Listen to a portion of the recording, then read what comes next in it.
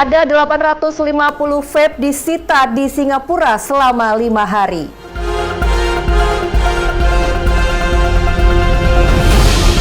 Trump pegang trofi Piala Dunia, momen langka.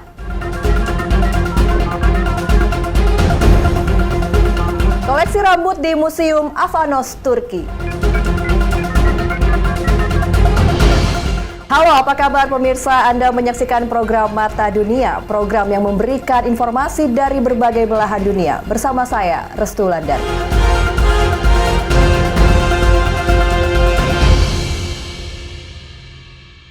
Kita awali berita dari Malaysia, pemirsa. Gempa berkekuatan 4,1 magnitudo melanda Johor, Malaysia. Gempa dirasakan hingga Negeri Sembilan, Melaka, dan bagian selatan Pahang.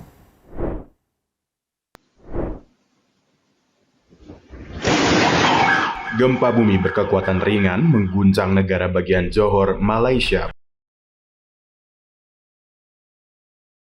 Dilaporkan getaran dirasakan hingga Negeri Sembilan, Melaka, dan bagian selatan Pahang.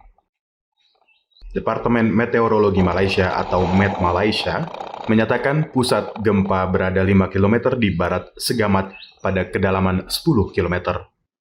Met Malaysia memastikan tidak ada ancaman tsunami dan terus memantau perkembangan situasi, dikutip dari channel News Asia. Kepala Menteri Johor On Hafiz Ghazi mengatakan tidak ada laporan korban jiwa maupun kerusakan properti di Segamat. Masyarakat dihimbau untuk menjauhi bangunan yang tidak stabil serta mengikuti arahan pihak yang berwenang.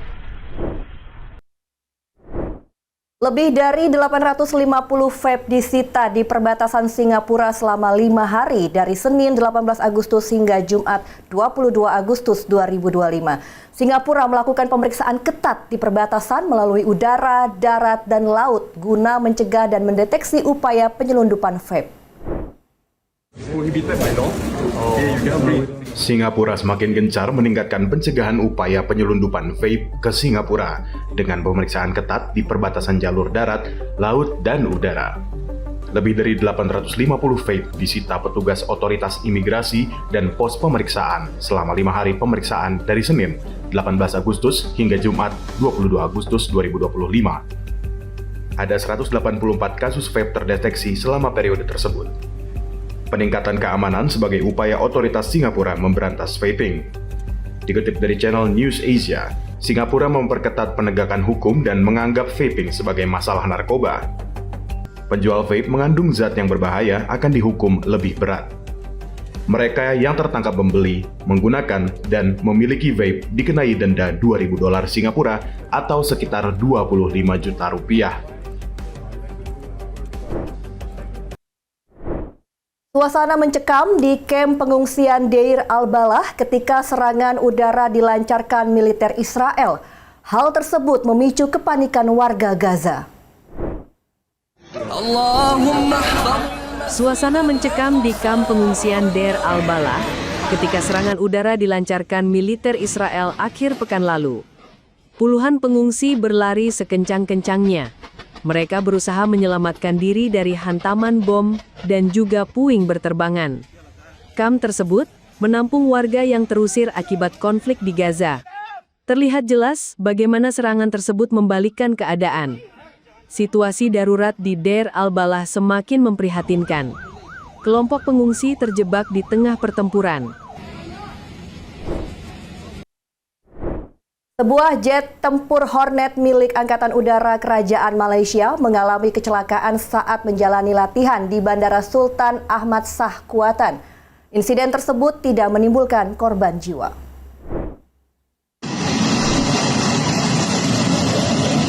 Sebuah jet tempur F-18D Hornet milik Angkatan Udara Kerajaan Malaysia dilaporkan meledak hingga 2 kali lalu terbakar. Pilot dan kopilot berhasil selamat dan dibawa ke Rumah Sakit Tengku Ampuan Afzan untuk penanganan medis lebih lanjut. Dalam rekaman beredar di media sosial, terdengar ledakan keras diikuti semburan api. Pihak Angkatan Udara menyampaikan bahwa pihaknya akan mengambil tindakan serta memberikan informasi tambahan mengenai kecelakaan tersebut. Kecelakaan pesawat memicu investigasi menyeluruh. Pemeriksaan teknis difokuskan pada kondisi mesin agar kejadian serupa tidak terulang kembali. Pemirsa, jangan kemana-mana, tetap bersama kami di Mata Dunia.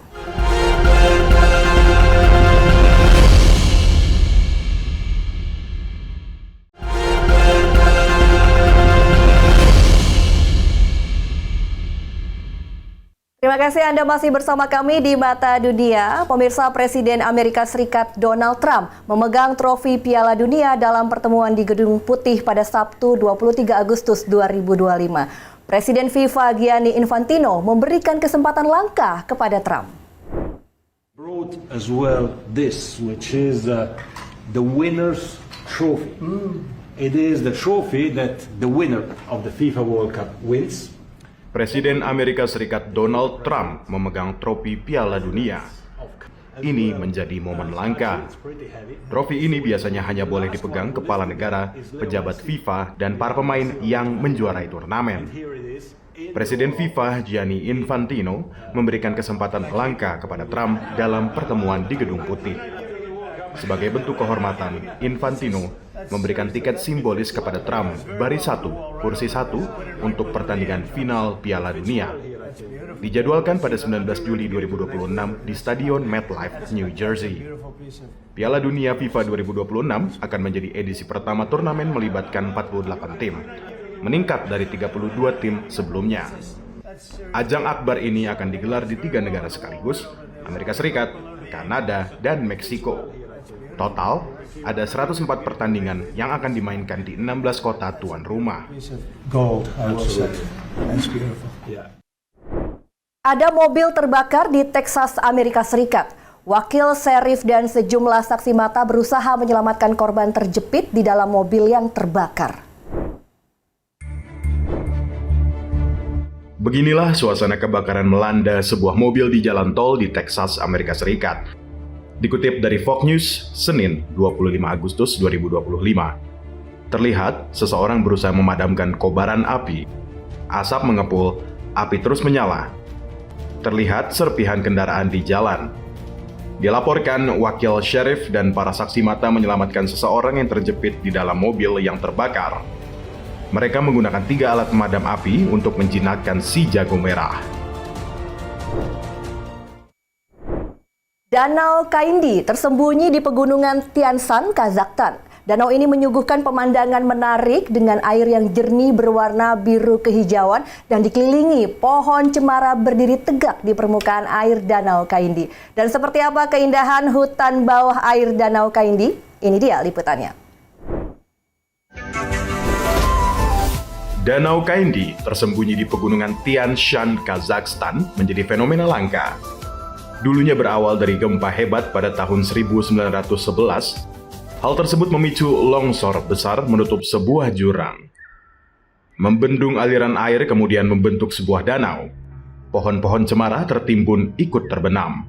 Namun, karena air yang dingin dan jernih, batang pohon tersebut tetap terawetkan dan menciptakan pemandangan seperti hutan tenggelam. Warna biru kehijauan yang memukau menyatu dengan batang dari dasar air. Fenomena ini menjadi keunikan dan menjadi daya tarik bagi wisatawan. Avanos Hair Museum, museum unik terletak di kota kecil Avanos, Kapadokia, Turki. Museum ini menyimpan lebih dari 16.000 rambut wanita dari seluruh dunia. Lokasinya berada di bawah tanah toko keramik milik seorang seniman bernama Galip Korukcu. Avanos Hair Museum, museum unik yang terletak di kota kecil Avanos, Kapadokia, Turki. Perjalanan awal museum ini berawal ketika Galip Korukcu memotong seikat rambut seorang turis wanita yang mengunjungi bengkel milik Korukcu pada tahun 1979. Lalu menggantung rambut tersebut di dinding. Seiring waktu, pengunjung wanita datang ke tempat tersebut meninggalkan seikat rambut mereka. Setiap tahun pada bulan Juni dan Desember, 10 potongan rambut dipilih secara acak. Pemilik rambut terpilih diundang berlibur di Kapadokia secara gratis. Mereka juga memiliki kesempatan mengikuti sebuah workshop dan diajak menikmati sensasi menginap di penginapan tersambung dengan Museum Avanos, Turki. Untuk masuk ke Museum Avanos tidak dipungut biaya. Meski perempuan bisa menyumbangkan rambut mereka, tetapi hal ini tidak wajib dilakukan. Peralatan menggunting, solatif, pena, kertas, dan juga peniti tersedia bagi mereka yang ingin menyumbangkan rambutnya untuk dipajang di museum ini.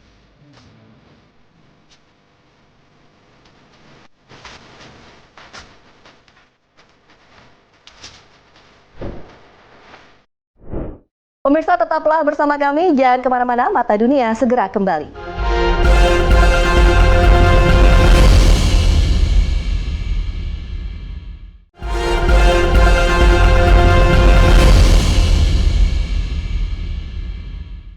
Terima kasih Anda masih bersama kami di Mata Dunia. Pemirsa, sekitar 870.000 imigran dinaturalisasi menjadi warga negara Amerika Serikat selama tahun fiskal 2023. Dan semuanya harus menjalani ujian kewarganegaraan.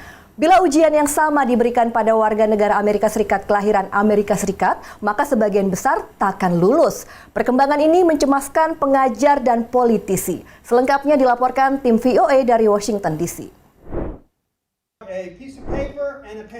Sebuah ruang kelas di University of South Carolina, Beaufort memberikan pendidikan kewarganegaraan bagi mahasiswa yang semuanya terlahir sebagai warga negara Amerika Serikat. Mereka diminta menjawab serangkaian pertanyaan, mirip pertanyaan ujian naturalisasi yang diberikan kepada warga imigran. Hasilnya dari 30 mahasiswa hanya 7 yang lulus ujian, yang berarti bila saja mereka tak lahir di Amerika, maka mereka gagal menjalani proses naturalisasi. They have no idea, how many senators there are in the United States. That every state is equal, and there's 100 senators. They have no idea how many House members there are. Audra adalah salah satu mahasiswa tahun pertama yang gagal dalam ujian dan hanya benar menjawab 3 pertanyaan. It was definitely harder than I thought it was going to be, and stuff I had to remember from a few years ago. Berapa lama masa jabatan seorang senator? Berapa lama bagi anggota DPR? Siapa senator mewakili negara bagian Anda dan siapa gubernur negara bagian Anda? Menurut Kevin Dopf, hanya sekitar sepertiga mahasiswa kelahiran Amerika yang bisa menjawab semuanya. And it awakens them, hopefully, that they have some work to do in this area. I don't think we've done a good job in education preparing them for the challenges of the United States democracy. Di North Carolina, yang berbatasan dengan South Carolina, Jameson Broggie adalah seorang marinir AS yang ikut merancang sebuah peraturan daerah mewajibkan pendidikan kewarganegaraan di kampus-kampus negara bagian tersebut. Because we're a country not based on ethnicity or races, based on certain principles, what that requires is that people have to know those principles. You learn how to be an American. Tapi setelah lolos di Dewan Negara Bagian North Carolina, perda ini mandek di Senat Negara Bagian. Penolakan datang dari sebagian pengajar yang menekankan independensi akademisi. Learning is sort of the one thing that is kind of our lane. We know what works in ways that sometimes someone outside of higher ed may not know. Some want to politicize this. That's also why we don't think it should be in the legislature. University of North Carolina lalu bekerja sama dengan sejumlah universitas lainnya guna membuat kurikulum sendiri yang memberi pengajaran kewarganegaraan. Sementara universitas di sejumlah negara bagian lainnya termasuk Arizona dan Indiana telah memasukkan kewarganegaraan dalam kurikulum mereka dengan formula dan metode pengajaran masing-masing. Survei terbaru oleh sebuah pusat studi di bawah University of Pennsylvania menemukan bahwa sepertiga responden tidak bisa menyebutkan ketiga cabang pemerintahan dalam trias politika, yaitu eksekutif, legislatif, dan yudikatif. Dan hanya sekitar 55 hingga 56% yang mengetahui partai mana yang menguasai Senat dan DPR AS. Dari Washington DC, saya Nova Purwadi dan tim VOA. Semaglutide beberapa tahun ini digunakan sebagai obat mengatasi obesitas, diedarkan dengan merek Wegovy dan Ozempic. Selain itu, ada obat lain dipasarkan sebagai Zepbound dan Mounjaro. Obat diabetes ini melonjak penggunaannya di kalangan remaja dan warga muda Amerika Serikat. Selengkapnya dilaporkan tim VOA dari Washington DC. Banyak yang belum pasti dari penggunaan beragam obat resep dokter untuk mengatasi obesitas. The clinical trials studied these medications in people who have obesity or overweight with at least one weight-related complication, but we're seeing the Wild West right now of people taking these medications, people in whom they have not been studied.